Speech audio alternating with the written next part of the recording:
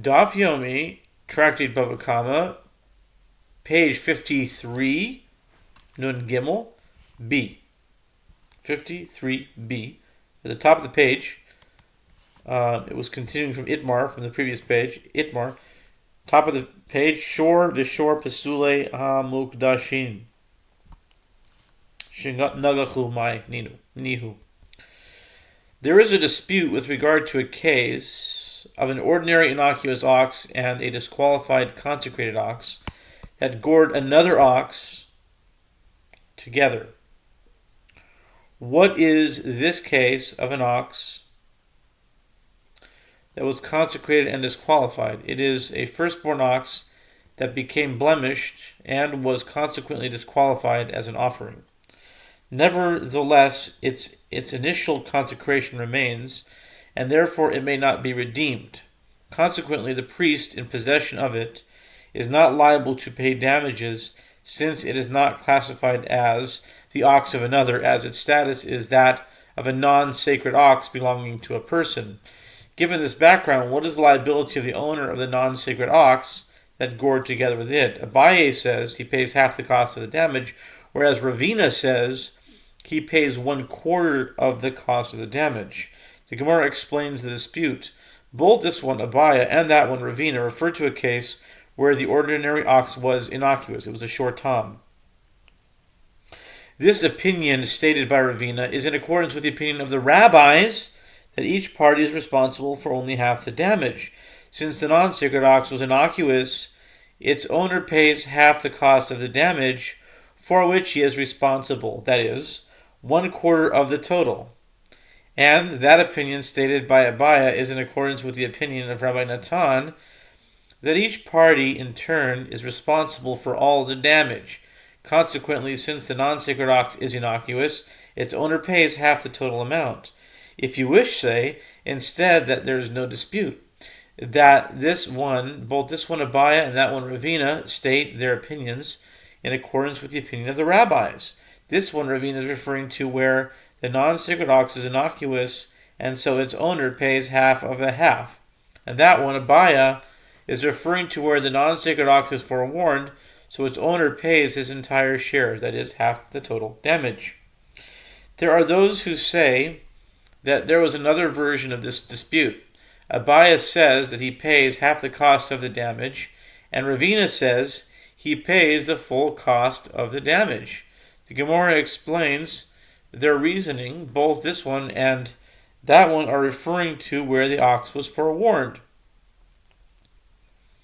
This one Abaye holds in accordance with the opinion of the rabbis that each one is responsible for half the damage, and so he pays his share of half the total cost of the damage.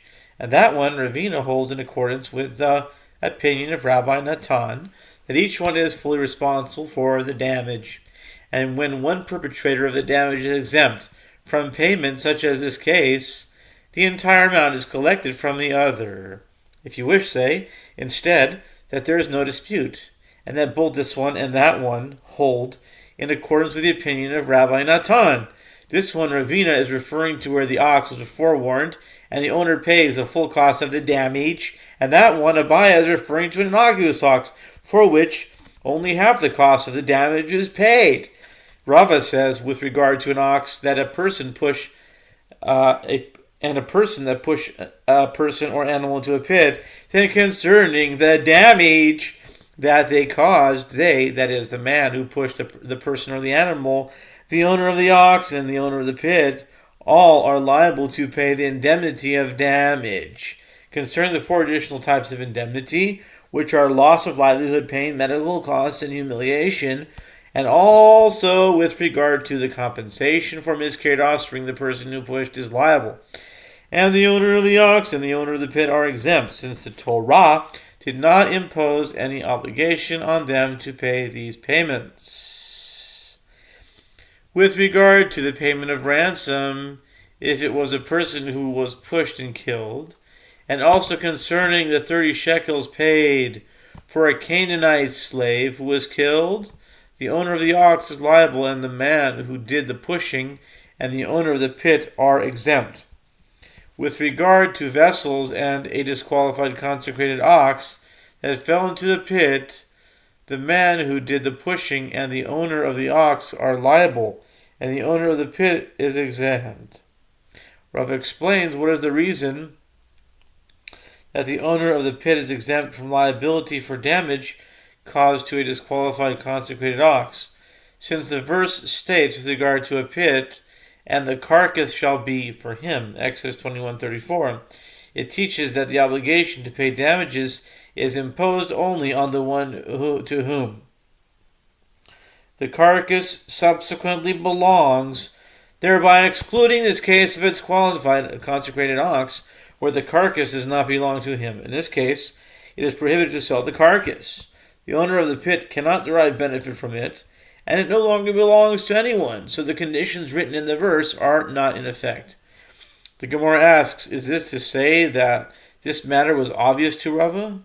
Is it not a dilemma that was already raised by Rava, as Rava asked, what is the halacha with regard to a disqualified consecrated ox that fell into a pit? Is this verse, and the carcass shall be for him, v'hames yelo, referring to the one to whom the carcass belongs, that is the owner of the pit, excluding this case where the carcass does not belong to him, and therefore the owner is exempt from paying for it? Or perhaps the verse, and the carcass shall be for him, comes to teach that the owner of the animal attends to, that is, retains ownership of, the carcass, and the perpetrator of the damage pays him the difference. The Gemara answers initially, Rava was in doubt about the matter, but after he raised the dilemma, he then resolved it and concluded that the verse imposes liability for the cost of damage only on a person to whom the carcass belongs, excluding the case of a disqualified consecrated ox. The Gemara asks, rather, from where does he derive the halacha that the owner attends to the animal carcass? The Gemara answers, he derives it from the verse, and the carcass shall be for him. V'hames yelo. Stated with regard to an ox, you derive from this halacha that the owner of the dead ox attends to the carcass, and from the verse, and the carcass belongs to him, stated with regard to pit, you derive it from the halacha that only the one to whom the carcass belongs pays damages. Why can't I reverse the derivations from each verse and say the opposite? The Gemara answers, it is reasonable that the exemption applies to the verse stated with regard to pit, since the Torah also exempts one from paying for damage classified as pit caused to vessels that fall into it and break. The Gemara challenges this answer. On the contrary, one could claim that the exemption applies to the verse stated with regard to ox, since the Torah also exempted the owner from half the cost of the damage in the case of an innocuous ox.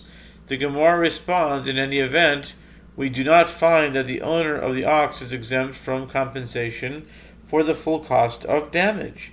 By contrast, with regard to pit, there are certain items for which a person is not liable at all. Therefore, it is logical to conclude that the Torah is more lenient in cases of pit than of ox. The Mishnah teaches, if an ox and its accoutrements, nafal l'tocho shor v'kelav, that is, the vessels it was carrying fell into the pit and the vessels were broken, or if a donkey and its accoutrements fell into and the accoutrements were torn, the owner of the pit is liable for damage to the animal caused by the pit, but he's exempt from liability for damage caused to the vessels by Torah edict. The Gemara notes, the Mishnah is not in accordance with the opinion of Rabbi. Masnisin delok Rabbi Yehuda. The Mishnah is not in the opinion of Rabbi Yehuda, as it is taught in a Braita. Rabbi Yehuda obligates a person to pay for damage caused to vessels in the case of a pit.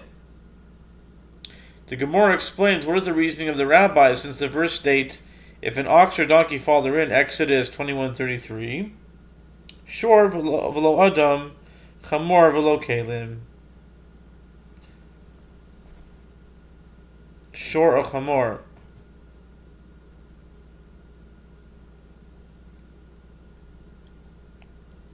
Is inferred that specifically to an ox and not a person, shor v'lo adam, chamor v'lo kelim. See here.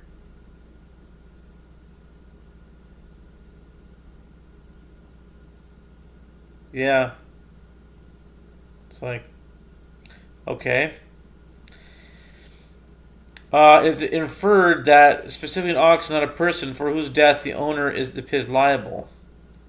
Moreover, one is liable for a donkey but not vessels. By contrast, Rabbi Yehuda expounds the word or in the expression an ox or a donkey to include vessels.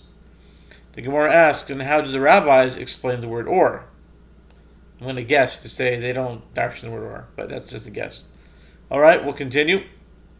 That word, they don't darshan. Yeah. There's always an answer. Yeah, that's the Gemara. Yeah. Yeah.